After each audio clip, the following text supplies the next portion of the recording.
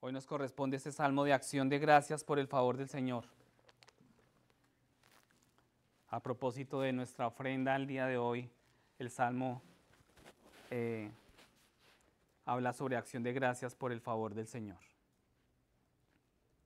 Salmo de David. ¿Lo tienen? Amén. Salmo 138. Dice así la palabra de Dios. Con todo mi corazón te daré gracias, en presencia de los dioses te cantaré alabanzas. Me postraré hacia tu santo templo y daré gracias a tu nombre por tu misericordia y tu fidelidad, porque has engrandecido tu palabra conforme a todo tu nombre. En el día que invoqué, me respondiste. Me hiciste valiente con fortaleza en mi alma. Todos los reyes de la tierra te alabarán, Señor, cuando hayan oído los dichos de tu boca, y cantarán de los caminos del Señor, porque grande es la gloria del Señor, porque el Señor es excelso y atiende al humilde, pero al altivo conoce de lejos. Aunque yo ande en medio de la angustia, tú me vivificarás. Extenderás tu mano contra la ira de mis enemigos, y tu diestra me salvará. El Señor cumplirá su propósito en mí. Eterna, oh Señor, es tu misericordia.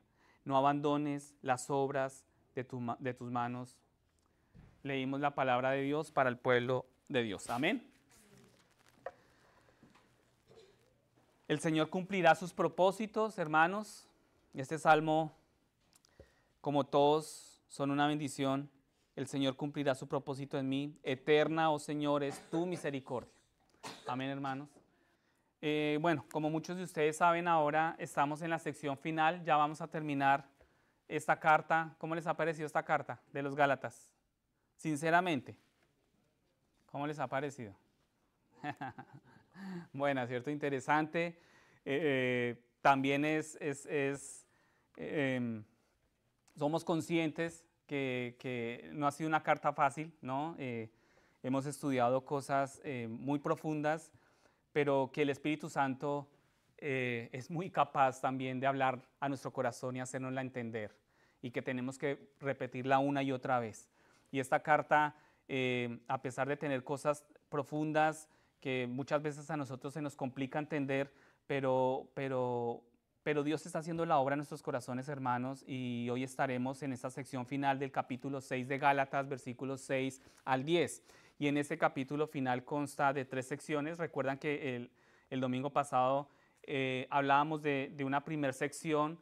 La sección es una instrucción sobre cómo vivir el Evangelio en términos de restaurar a mi hermano creyente, ¿cierto?, que ha caído, y sobre cómo llevar las cargas de los demás. Sí, eso lo hablábamos el domingo pasado. También tocamos en gran parte en nuestra reunión de grupo el viernes, lo tocamos. Y la segunda sección es una instrucción acerca de perseverar en la vida cristiana y vivir de una manera digna de nuestra salvación, ¿sí? Es la sección que vamos a tocar el día de hoy. La semana pasada estuvimos tocando esta primera sección de estas 3, y hoy veremos la segunda de ellas. La tercera, la que nos corresponde el próximo domingo, es la exhortación final de Pablo. Es una exhortación final donde Pablo ya termina exhortando a las iglesias de Galacia sobre los verdaderos motivos de los judaizantes, seguida de una bendición, ¿sí? Acabamos de leer, vamos a leer Gálatas 6. Abran sus Biblias, por favor, y vayan conmigo a Gálatas 6, versículos 6 al 10. ¿Sí? Versículos 6 al 10. Dice la palabra de Dios. ¿Ya lo tienen? Listo. Dice la palabra del Señor. Y al que se le enseña la palabra, que comparta toda cosa buena con el que le enseña. No se dejen engañar, de Dios nadie se burla. Pues todo lo que el hombre siembre, eso también segará. Porque el que siembra para su propia carne, de la carne segará corrupción. Pero el que siembra para el Espíritu, del Espíritu segará vida eterna. No nos cansemos de hacer el bien, pues a su tiempo, si no nos cansamos, segaremos. Así que entonces, hagamos bien a todos según tengamos oportunidad, y especialmente a los de la familia de la fe. Impactante esa última frase ahí, ¿no? Especialmente, ¿no? Bueno, vamos a darle desarrollo. Les pido que vayan conmigo para estudiar bien y desarrollar versículo a versículo esta sección que vamos a estudiar hoy. Primero que todo, pues quiero recordarles que esto es una continuación de la sección que iniciamos la semana pasada y sigue directamente los pasos de la instrucción principal, y el tema principal acá es sobrellevar los unos las cargas de los otros. Eso es lo que hemos venido estudiando desde el domingo pasado, principalmente es esa, de cómo llevar la carga, de sobrellevar los unos las cargas de los otros, ¿cierto? Y también viene justo después de la instrucción de lleva tu propia carga.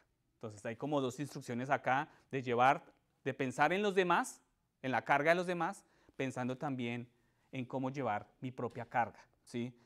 El primer verso tiene mucho sentido cuando pues tú te das cuenta y pues se supone que debo hacer mi parte, ¿cierto? Se supone que yo debo hacer mi parte, que debemos llevar nuestra propia carga en esta carrera, ¿sí?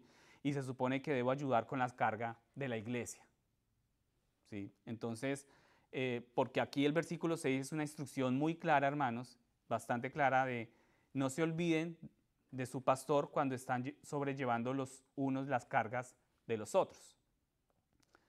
¿Sí? Entonces tú dirás, pero ¿en qué momento dice pastor ahí? O sea, ¿en qué momento usted leyó ahí pastor? Bueno, vamos a leerlo. Dice, pasemos al versículo 6, pueden verlo ahí en la pantalla.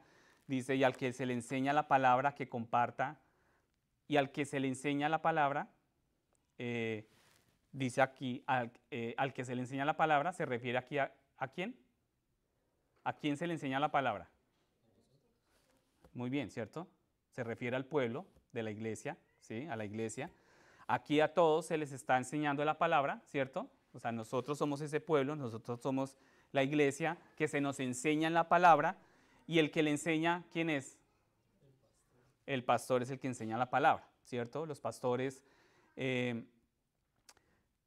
tienen ese llamado, ¿no? Ese trabajo de enseñar la palabra. Y nos dicen, y también dice, comparte, ¿sí? Dice, comparta toda cosa buena, todas tus cosas buenas con él. Entonces, aquí queremos señalar de inmediato que muchos maestros de la Biblia interpretan esto como una instrucción de pagarle a su pastor, de darle un pago a su pastor, ¿sí? Vamos a aclarar esto. Esto es digamos que es una declaración muy similar a otras instrucciones de este tipo que están plasmadas en la Biblia. Voy a leerles tres pasajes de la Biblia donde hay una declaración similar a esta, ¿sí? Primera Timoteo 5:18 dice, el obrero es digno de su salario. Eso está en Primera Timoteo 5:18. El obrero es digno de su salario. Deuteronomio 25:4. No pondrás bozal al buey que trilla. ¿Sí? Primera Timoteo 5:17. Los ancianos que gobiernan bien sean tenidos por dignos de doble honor, mayormente los que trabajan en predicar y enseñar. ¿Cierto? Esta labor de predicar y enseñar. Yo le decía al pastor esta semana que nos reunimos, le decía a él que lo admiraba mucho, porque yo que tengo pues ese honor, ¿no? Ese privilegio de poder exponer la palabra acá, me he dado cuenta que no es fácil, o sea, que no es un trabajo para nada fácil, ¿sí? Pero le decía a él que lo admiro por su entrega, por su servicio, por el sacrificio que un pastor tiene por su iglesia, por su pueblo. Entonces, cuando alguien te enseña la fe, te está entregando un gran servicio, ¿cierto? Cuando alguien nos enseña a nosotros la fe, cuando alguien nos dirige en ese camino, en esta carrera que tú y yo estamos, en esa carrera de lo que hablábamos hace 8 días, de no es el primero que llegue, sino que todos lleguemos, ¿verdad? Que nos ayudemos unos a otros para llegar todos. Y es el pastor el que todo el tiempo nos está ayudando en ese camino y en esa enseñanza de la fe. Y enseñar lleva tiempo. El pastor o los pastores, ¿no? Cuando se toman el tiempo de hacer una predicación como esta cada 8 días, eso no sale, ¿no? Como por obra y gracia del Espíritu Santo. O bueno, sale de Él, pero eso no sale fácil, ¿verdad? Eso no sale de un momento a otro. Eso enseñar lleva un tiempo que no puede utilizarse para otro trabajo y él tiene que dedicar tiempo para realizar ese trabajo de enseñar, de armar una predicación como estas. Y muchas veces el pueblo tiene poco, ¿cierto? Tienen poco ese trabajo. Y aquí es tiempo al que hay que compensar, ese tiempo en el que él está invirtiendo en la iglesia para enseñar, para formar, eso hay que compensar. Y cualquier pastor con los motivos correctos no hace ese trabajo por dinero, ¿cierto? Y probablemente él diría, yo lo haría gratis, ¿sí? Lo haría sin ningún pago. Pero también entendemos que así como ustedes y yo tenemos necesidades, el pastor también tiene necesidades, ¿cierto? El pastor hablaba esta mañana que pues él cuando va a la tienda y compra sus cosas, la leche, ¿no? Su comida, su manutención, pues eso requiere dinero, ¿verdad? Le van a pedir a él dinero, así como a nosotros también. Entonces, la idea básica aquí es que debemos entender que nuestro pastor tiene una carga financiera y que para sus gastos de manutención que requiere, ¿no? O sea, que necesita, al igual que todos nosotros tenemos, y el punto es, estamos ayudando a nuestros pastores a llevar sus cargas, teniendo en cuenta que ellos alimentan nuestras almas en la verdad y algo que muchos pastores no hacen. ¿Sí? Hay muchos pastores, y yo estudiando este pasaje, se me venía mucho a la mente este evangelio de la prosperidad, ¿no? El evangelio de la prosperidad, donde muchos pastores se lucran con el evangelio y finalmente toman el pasaje de lo que siembra cosecha y distorsionan esto para enseñarle al pueblo que entre usted más dé, pues Dios más lo bendice y le multiplica, y distorsionan este pasaje, ¿verdad? Entonces, pero darle un pago al pastor, a nuestros pastores, puede no ser lo único de lo que habla aquí las Escrituras realmente. La palabra traducida como compartir es el verbo griego koinoneo, ¿sí? El sustantivo sería koinonea y significa comunión. Eso es lo que Pablo aquí en el original está queriendo también decirnos. La palabra traducida es compartir, koinonea, ¿sí? En el verbo griego. Y hay muchos pastores solitarios que llevan cargas pesadas por su congregación y lo hacen todos solos. Entonces, a veces se les considera erróneamente, a los pastores se les ve como un superhéroe, ¿cierto? Y por lo que a nadie de nosotros se nos ocurre ofrecerle una ayuda en lo que implica todo el funcionamiento de una iglesia, ¿sí? Pensaba también mucho en nosotros, ¿no? O sea, nosotros que estamos empezando esto que es para Dios, para el Señor, que hay una necesidad en este punto de poder predicar la verdad, ¿no? Poder predicar bien la palabra de Dios. Hay una necesidad acá, en ese punto, pero muchas veces nosotros no tenemos ese espíritu correcto de ofrecer una ayuda a nuestro pastor, y nuestro pastor lo vemos como él es el que tiene que hacerlo todo, y lo vemos erróneamente como un superhéroe o un superhombre, ¿no? Que todo lo hace, y a veces intenta imprudentemente hacerlo todo solo. Hay pastores que también intentan hacerlo todo solo y nunca le deja saber a nadie que necesita alguna ayuda. Y o a veces también es porque nadie no puede compartir todas las situaciones de otras personas con las que está lidiando. O sea, todo lo que implica lidiar con todas las personas de la iglesia, ¿sí? Pero su pastor es parte de la congregación. Nuestros pastores son parte de la congregación, hermanos. Y tenemos que tener eso claro. Al igual que usted y yo, él necesita el mismo amor, el mismo apoyo de toda la iglesia. Él es una oveja más, como lo es usted y como lo soy yo. Amén. Él necesita el apoyo. Nuestros pastores necesitan ese apoyo. Levantar una iglesia no es fácil. Guiar una iglesia no es fácil. Pero ellos necesitan ese apoyo de la iglesia que cualquier otra persona lo puede necesitar. Ahora bien, entonces aquí, pues muchos de nosotros aquí sabemos que no somos pastores y quizás esta sea una palabra oportuna también para nosotros, ¿verdad? Para los que no somos pastores. ¿Cuántos de ustedes aquí se han sentido solos? ¿Sí? ¿Cuántos están pasando por algo solos? ¿Y por qué es eso? ¿Por qué pasa eso? ¿Es porque nadie lo sabe? De pronto porque nadie lo sabe. ¿Es porque estás intentando hacerlo todo por tu cuenta? ¿Sí? O de pronto es porque no tienes ese compañerismo con los hermanos de la iglesia. Y yo pienso que cada actividad que hacemos, por lo menos a mí me impactó mucho lo que hicimos hace poco en el baby shower que tuvimos acá, porque fue un momento especial, ¿no? O sea, son momentos donde compartimos, donde se conoce más, donde nos conocemos más, y cada vez que nos reunimos acá en la iglesia los domingos, los viernes o en cualquier otra actividad que hacemos en la iglesia, es para eso, hermanos.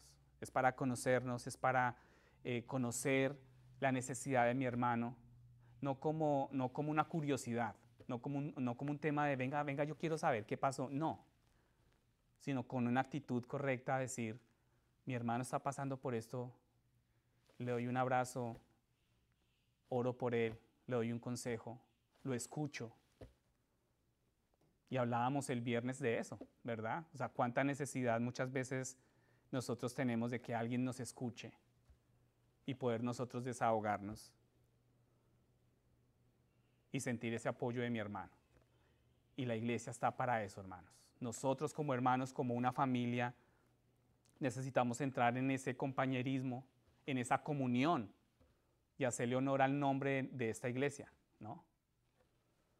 Dios nos ha dado esta comunidad de creyentes por una razón y necesitamos compartir todas nuestras cosas buenas, unos con otros, entre todos nosotros para apoyarnos. Pasemos al versículo 7. Versículo 7 nos dice que aquí, bueno, ahora bien acá esto es una manera muy directa de decir, lo que nos dice el versículo 7 es una manera directa de decir, Dios no se deja engañar, ¿sí? Son palabras fuertes, no os dejéis engañar, porque de Dios nadie se burla, de Dios nadie se burla. No puedes engañar al que conoce tu alma, ¿sí? En otras palabras, hagas lo que hagas, no podrás salirte con la tuya. Hagas lo que hagas, no podrás salirte con la tuya. Y este es uno de los versículos notables de las Escrituras que expresan una ley inmutable. Todo lo que sembrares, eso cosecharás. O sea, esta frase que muchas personas sacan de su contexto y la distorsionan para su lucro, para lucrarse, realmente lo que Pablo está diciendo acá, todo lo que siembras, eso cosecharás. Si tú siembras maíz, cosechas, ¿qué vas a cosechar? Maíz. Si siembras trigo, cosecharás trigo. No se planta algodón para cosechar frijoles, ¿cierto? Aquí la idea no es solo de la agricultura. Este versículo trata de las consecuencias de nuestras acciones y es una simbología de la agricultura, pero finalmente esto nos está llevando a tratar de entender que hay consecuencias en nuestras acciones. De lo que tú siembras, eso tú vas a cosechar. el apóstol Pablo está diciendo algo simple con implicaciones monumentales y eternas. Él dice, nadie se burla de Dios, nadie le habla o le mueve la cabeza despectivamente a Dios, sin que sufra sus consecuencias. Nosotros podemos esconder nuestro pecado.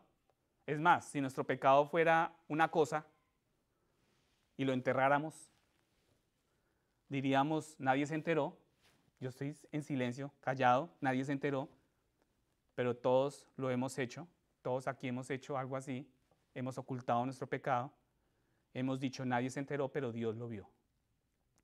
La persona más importante del universo lo vio. La persona que todo lo controla está al tanto de todo.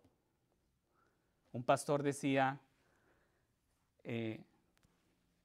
normalmente él tenía una frase y él decía que un pecado oculto en la tierra es un escándalo en el cielo. Y es verdad, hermanos. Nosotros pensamos que pecamos y somos tan inteligentes y sabios de poder esconderlo y que nadie se enteró y estamos tranquilos. Pero en el cielo sí hay un escándalo por lo que tú hiciste.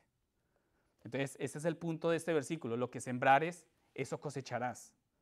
Y hay muchos ejemplos en la Biblia sobre la siembra y la cosecha.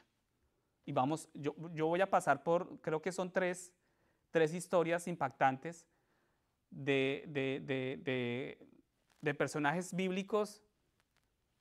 Sembraron y cosecharon de lo que sembraron.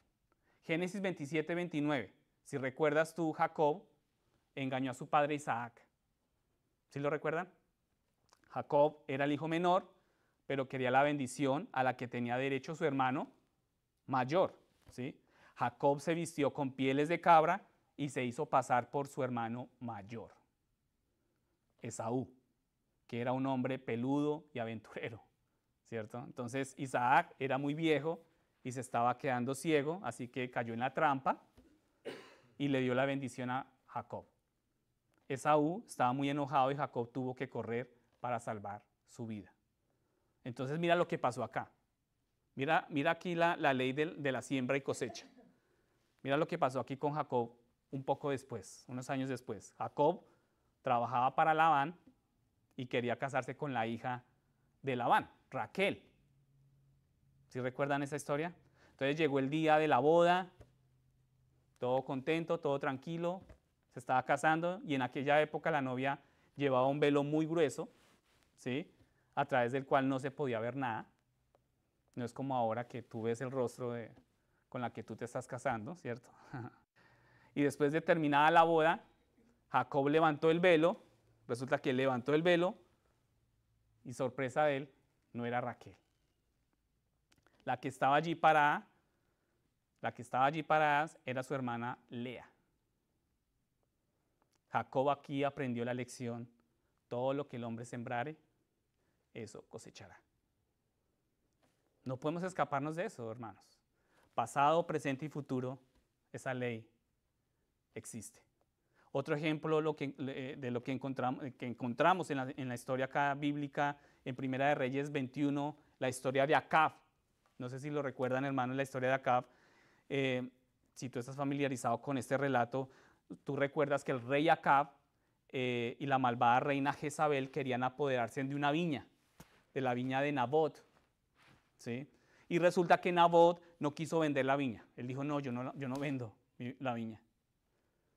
Así que idearon un complot, ellos maquinaron un complot para matarlo y apoderarse de ¿qué? De esa viña. Nada lejano a nuestros días de hoy, ¿no? Que hasta los propios familiares le hacen daño para quitar bienes a su propia familia. Entonces ellos pensaron que se saldrían con la suya, con su acción, con su mala acción, ¿cierto? Pero Dios envió al profeta Elías. O sea, no contaban que en el cielo había un escándalo por ese pecado, ¿cierto? No contaban con que Dios lo controla y lo ve todo. Entonces Dios envió un profeta, Elías, con un mensaje importante, ¿no? Para sorpresa de todos, ahí el mensaje era, así dice el Señor, en el lugar donde los perros lamieron la sangre de Nabot, los perros lamerán tu sangre. Eso está en el versículo 19. Más tarde Acab fue herido en batalla y le ordenó a sus carruajes que lo sacaran de la batalla. La herida era tan grave que la sangre de Acab salió del carro, salía del carruaje. Y después que llevaron a Acab de regreso a Samaria, los perros lamían la sangre de Acab. Y aquí Acab también aprendió la lección que todo lo que el hombre siembra, eso mismo también cosechará. Y el último ejemplo, hermanos, nuestro querido apóstol Pablo, que hemos estado estudiando en esta carta a los Gálatas, Hechos 14. En Hechos 14 tú recordarás, antes de la conversión de Pablo, tú recuerdas que Pablo era un enemigo de la iglesia y aprobó que Esteban fuera apedreado hasta la muerte. El Pablo que hemos estudiado, este Pablo profundo y doctrinal que está enseñando sobre Cristo y sobre la salvación solamente en la fe en Cristo, este mismo Pablo dio una orden y aprobó que Esteban fuera apedreado hasta la muerte. Esteban. Pablo incluso sostuvo las túnicas de los hombres que lo hicieron, que apedrearon. Luego, después de la conversión de Pablo, Pablo fue apedreado. Cuando Pablo tuvo su conversión con Cristo, Pablo fue apedreado. En el primer viaje de Pablo y Bernabé a la región de Galacia, los judíos que eran enemigos de la iglesia incitaron al pueblo de Listra y apedrearon a Pablo y arrastraron su cuerpo fuera de la ciudad. A Pablo, al apóstol Pablo, pensando que estaba muerto. Ellos pensaban que Pablo ya había muerto. Lo apedrearon y lo arrastraron. Afortunadamente Pablo no estaba muerto, pero ese día también aprendió la lección que todo lo que el hombre siembra, eso es lo que cosecharemos. Entonces tú podrías pensar acá, bueno, pero si Pablo se convirtió de sus pecados y fueron perdonados, ¿sí? Entonces, ¿por qué le sucedió eso? ¿Por qué finalmente él cosechó lo que había sembrado antes de su conversión? ¿Cierto? ¿Por qué después de su conversión Pablo cosecharía las consecuencias de algo sembrado antes de recibir a Cristo? No sé si te preguntas eso. Bueno, aquí el hecho es que nuestros pecados pueden tener consecuencias en esta vida que continúa acosándonos incluso después de nacer de nuevo.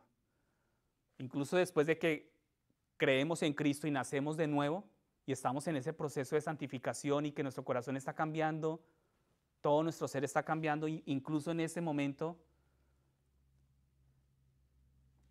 nuestra vieja naturaleza nos sigue acosando, ¿cierto? Y quizás tú experimentas en tu propia vida, el día a día, cómo a pesar de que tú crees en Cristo y confías en Cristo, a pesar de eso, tú tienes una confrontación interna de la que hemos hablado, entre las obras de la carne y los frutos del Espíritu.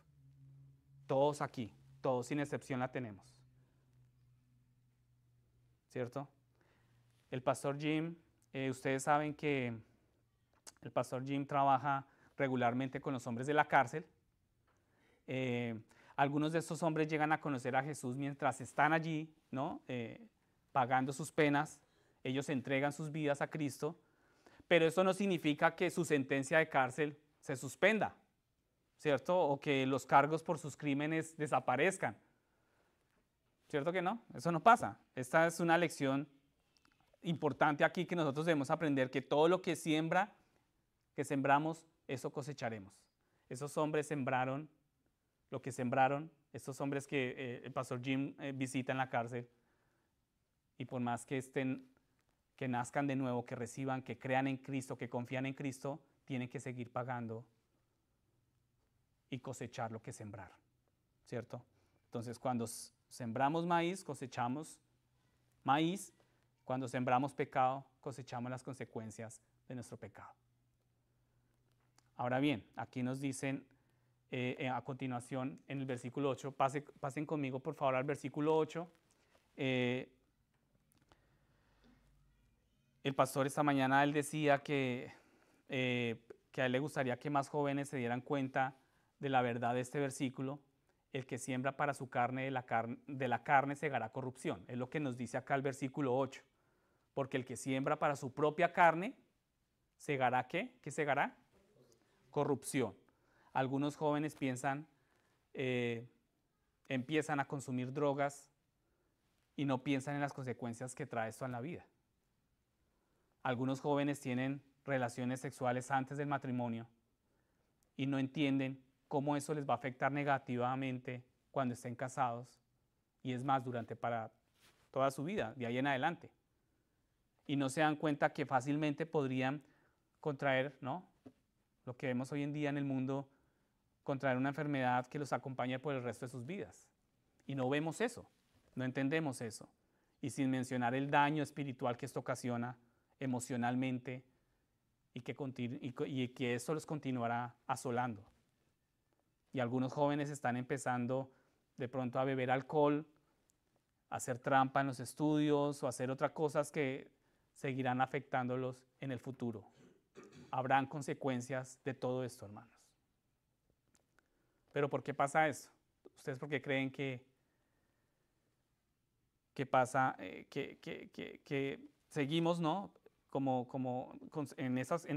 recogiendo consecuencias de lo que sembramos? Y sencillamente, si lo que haces es mirar constantemente imágenes inmorales, si siempre estás mirando, si en un momento una persona nos dijera, yo quiero ver lo que hay en tu celular, o en tu computador, o en tu tablet, y nos dijera, yo quiero ver tú qué es lo que más tú le inviertes tiempo en tu celular, ¿qué encontraría? A cada uno de nosotros. Si siempre estamos mirando coches caros, si siempre estamos pensando en ropa elegante, en ropa fina, si estamos soñando con un estilo de vida, ¿cierto?, en un estilo de vida alta, ¿no? Si estás llenando tus oídos con música que de pronto habla de armas, de drogas, de violencia, de inmoralidad, ¿tú qué crees que vas a cosechar? ¿Cierto? O sea, tú así no te vas a entusiasmar con Dios. Estas son las cosas que te van a entusiasmar. Todas estas cosas que hemos nombrado son las que tú estás siguiendo y tú te entusiasmas buscando esto. Porque tú estás sembrando para la carne. ¿Cierto? Y lo que cuando sembramos en la carne, segaremos corrupción. Unos versículos antes se nos dijo acá que la carne y el espíritu se oponen. Y hemos hablado de esa oposición, de esa lucha que hay en nosotros, en el creyente. Sembrar para la carne trae corrupción, pero sembrar para el espíritu trae vida eterna. Sembrar en el espíritu traerá los frutos del Espíritu Santo. Los frutos del Espíritu Santo que me asemejan más al carácter de Cristo y por ende tener la vida eterna. Y las consecuencias de nuestros pecados continúan más allá de esta vida, hermanos. En este versículo corrupción, aquí está subrayada la palabra corrupción, puede referirse aquí a dos cosas: condenación eterna para el incrédulo y la segunda, pérdida de la recompensa para el creyente. ¿Sí? Pérdida de recompensa para el creyente. Cuando una persona muere en sus pecados, cuando no ha recibido a Cristo y no ha aceptado su perdón, será condenada. Nuestros pecados nos hacen culpables ante Dios y nuestros pecados no nos dejan o nos ponen más bien bajo la ira de Dios. Y la paga del pecado es muerte.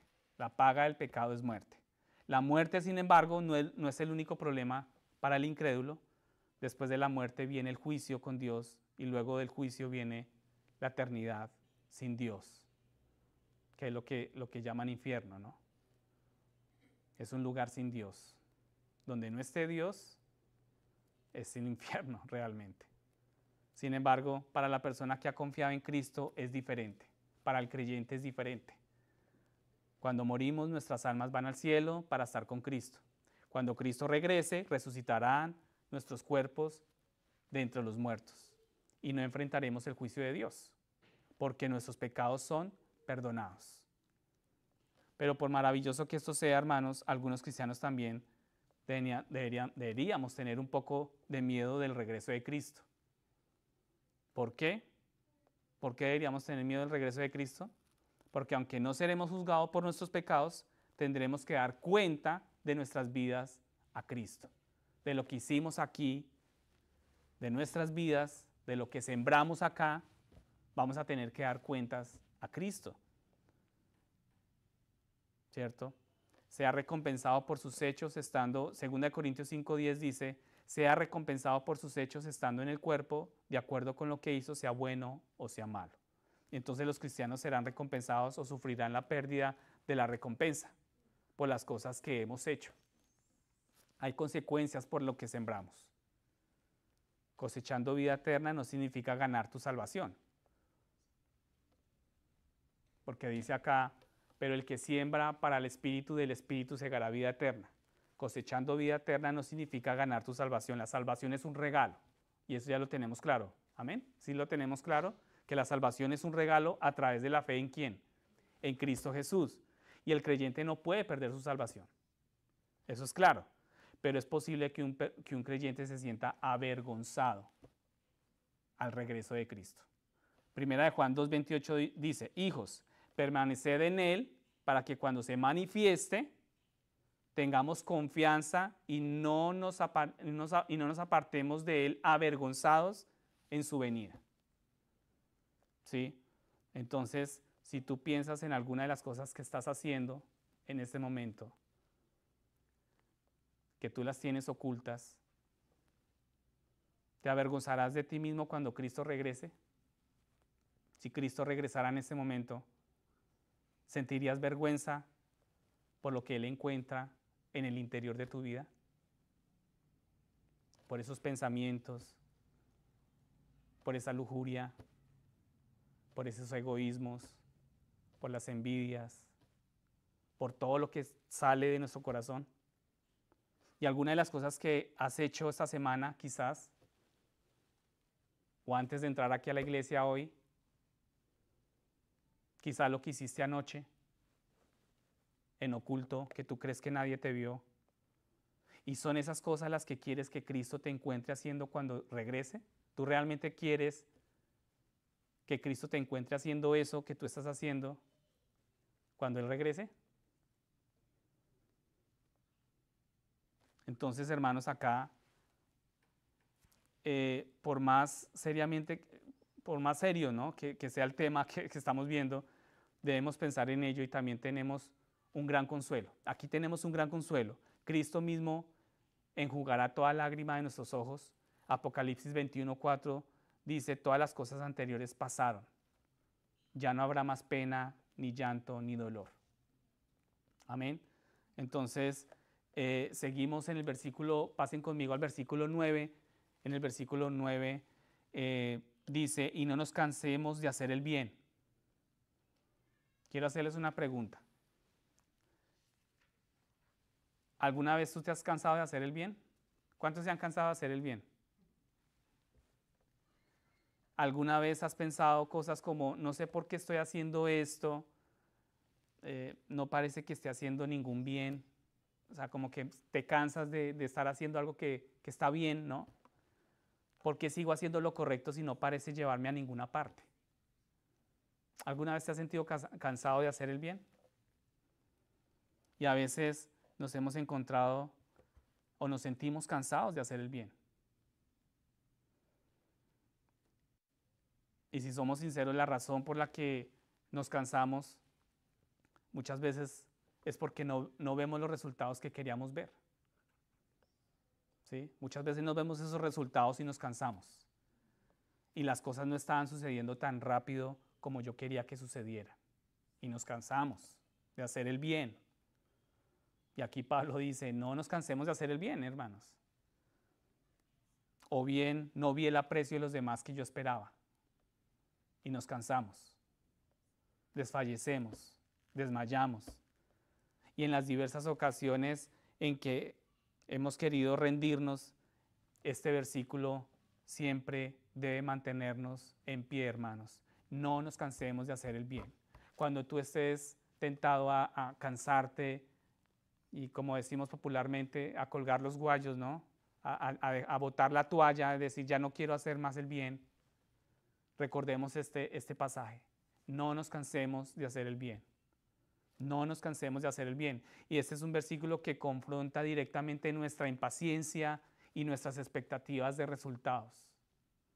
Y lo confronta directo, porque somos impacientes, porque queremos otras expectativas, porque queremos el aplauso, porque queremos el reconocimiento, y eso es lo que nuestra carne desea. Cuando nosotros sembramos en la carne lo hace porque la carne quiere que sea aplaudida, quiere que sea reconocida,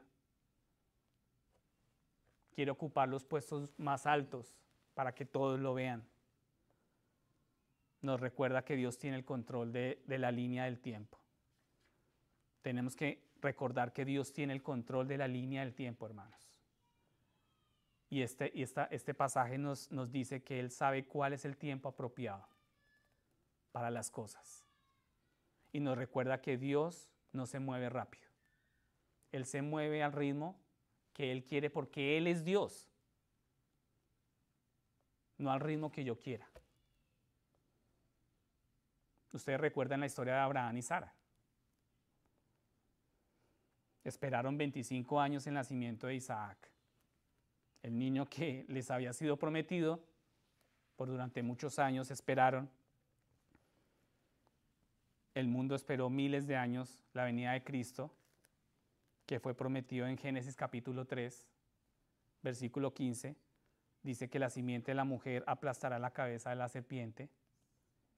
Y ahora estamos esperando, hemos estado esperando casi 2000 años, hermanos.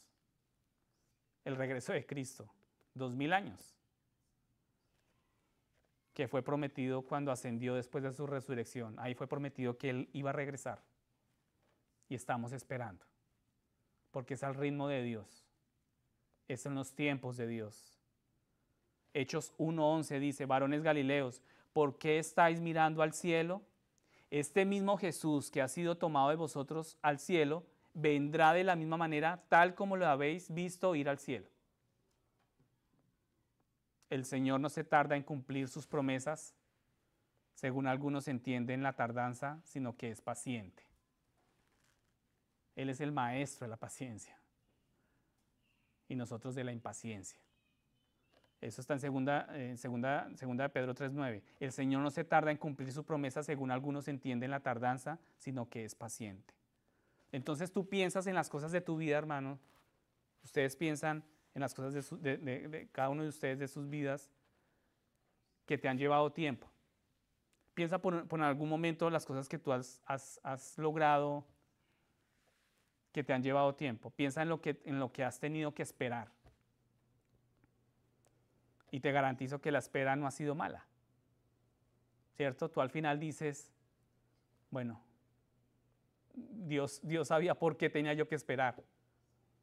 Y aunque puede haber sido muy difícil para ti en ese momento, valió la pena esperar.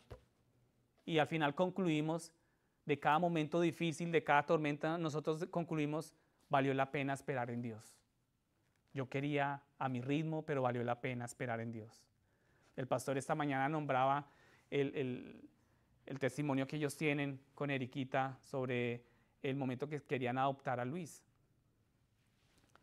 Ellos estuvieron esperando muchos años, varios años, ya estaban cansados de esperar y ellos pensaban que en algún día pues ellos tendrían el bebé. Y hasta habían momentos donde entre ellos hablaban en rendirse, en decir, no, ya, esto como que no fue, aquí se acabó todo, no vamos a tener al bebé. Pero Luis, el que ustedes ven aquí corriendo y jugando, ¿cierto? Luis ciertamente valió la pena, ¿sí? Valió la pena la espera. Y el pastor decía esta mañana, yo puedo decirles que yo me alegro de que no nos dimos por vencidos. Dios tiene planeado un tiempo apropiado, hermanos, para cada uno de nosotros. Y el estímulo aquí es seguir corriendo hasta ese momento. Por eso es que es tan importante el cuerpo de Cristo. Por eso es que es tan importante, hermano, no tengamos en poco mi hermano que está a mi lado. Porque es que es con él que yo puedo llegar. Con la ayuda de él también puedo llegar. Y Dios tiene planeado un tiempo apropiado. Y el lenguaje de no nos cansemos es el tipo de lenguaje aquí que se utiliza para un corredor de una carrera o un atleta que está entrenando para una competencia.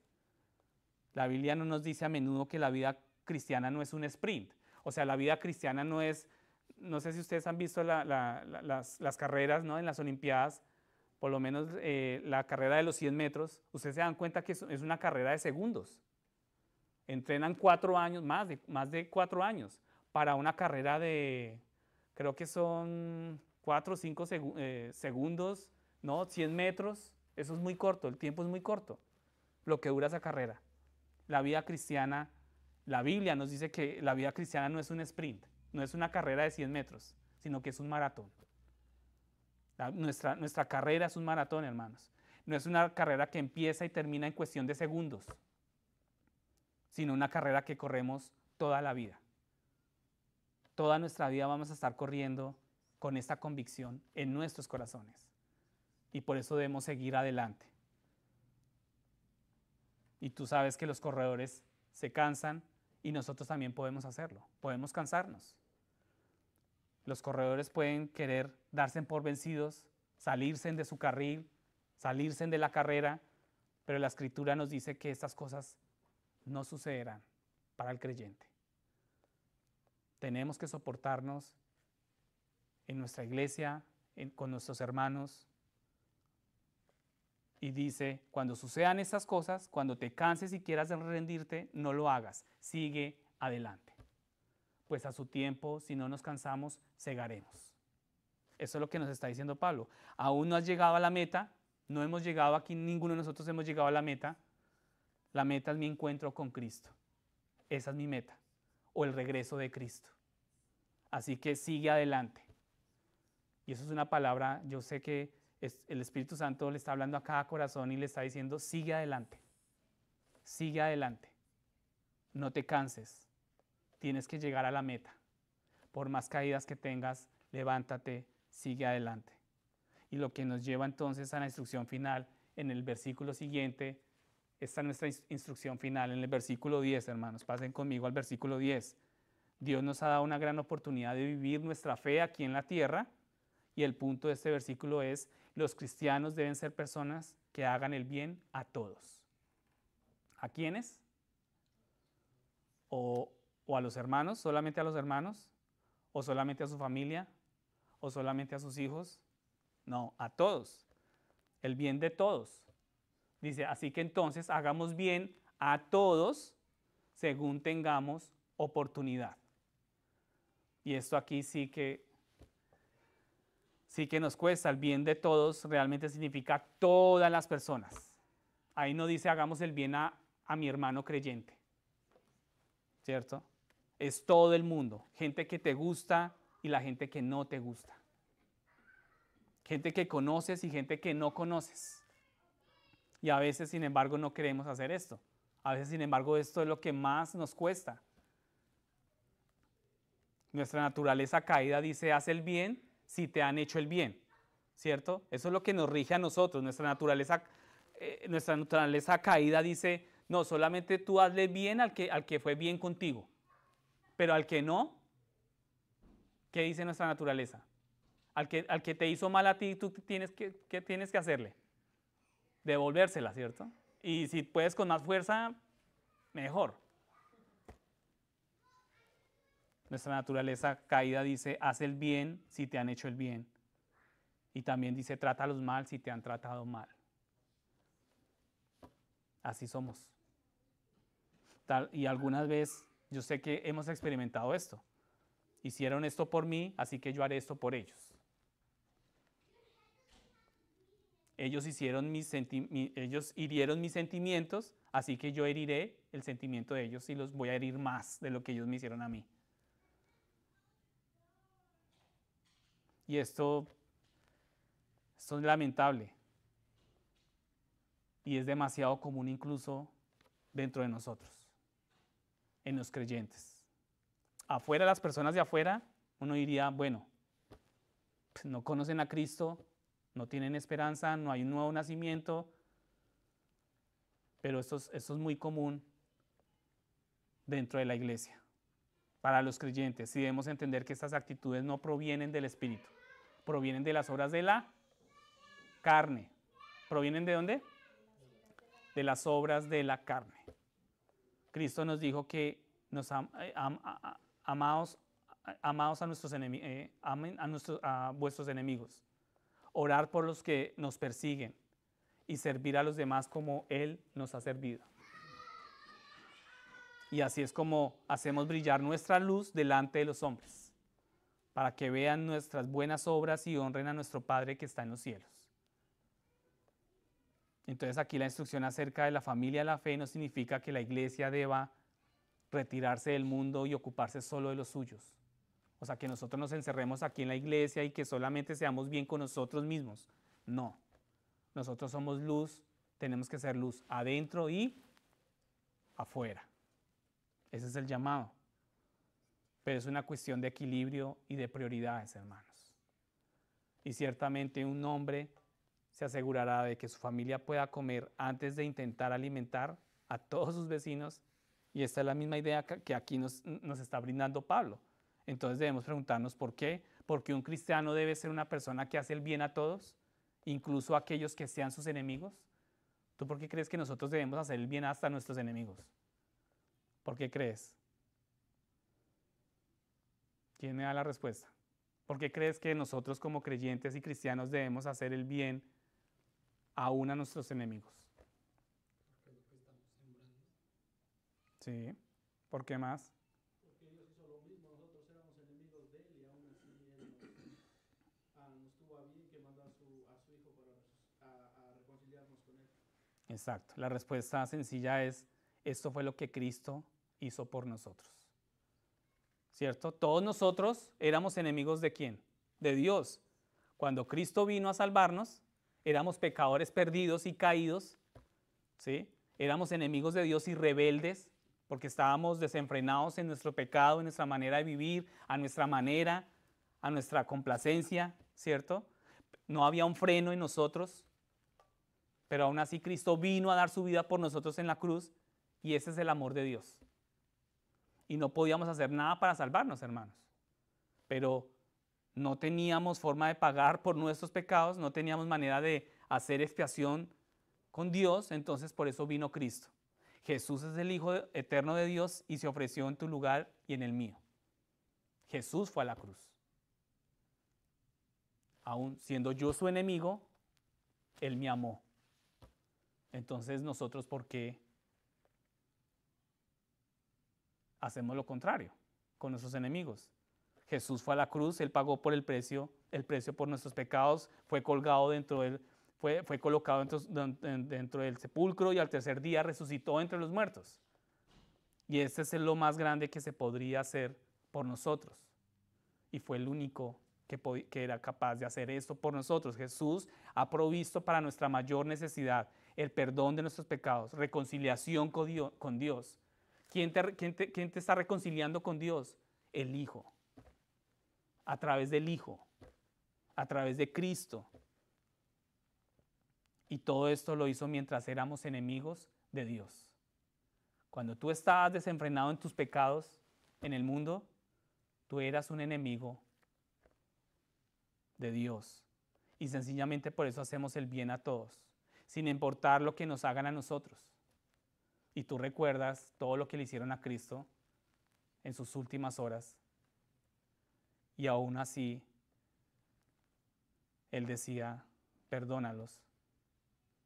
Y oraba por ellos. Entonces, ruego que este mensaje sea un mensaje que cada uno de nosotros tome en serio. Y para concluir el día de hoy, vamos a terminar con nuestros puntos de aplicación, de resumen. Primer punto, cuidemos a nuestros pastores. Sembremos en ellos para cosechar. Segundo punto, recuerda que el pecado tiene consecuencias. Tercer punto, continúa haciendo lo que es bueno. Cuarto y último punto, no dejes de seguir a Cristo. Entendemos que nuestro pastor también es un hermano creyente, es una oveja como lo somos nosotros. Y el llamado aquí es sobrellevar los unos las cargas de los otros. Y el pastor no tiene por qué quedar excluido de este llamado. Sobrellevar los unos las cargas de los otros. No lo dejemos afuera a nuestros pastores. Segundo, apártate del pecado. El pecado no solo trae consecuencias en esta vida, sino que tiene consecuencias para la eternidad. Solo el creyente se libera de esas consecuencias eternas, así que debemos hacer lo posible por guiarnos todos a Cristo.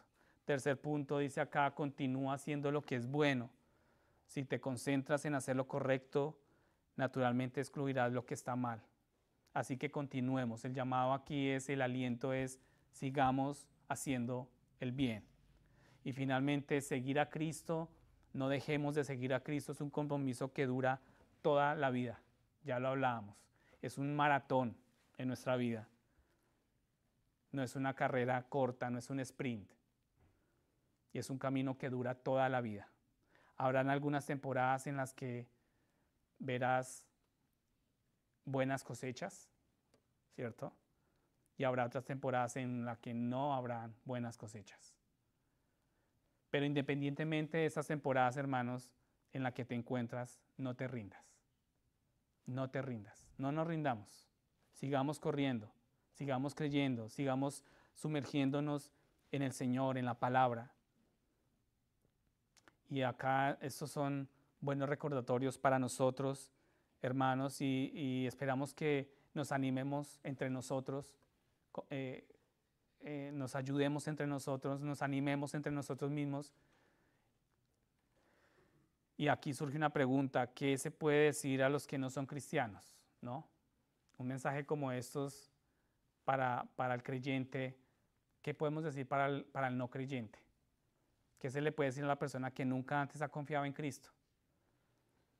Jesús dijo, Él es el camino, la verdad y la vida, y nadie viene al Padre sino por Él. Y solo hay una manera de entrar en la casa de Dios y es aceptando a Cristo como nuestro Señor y Salvador. Amén.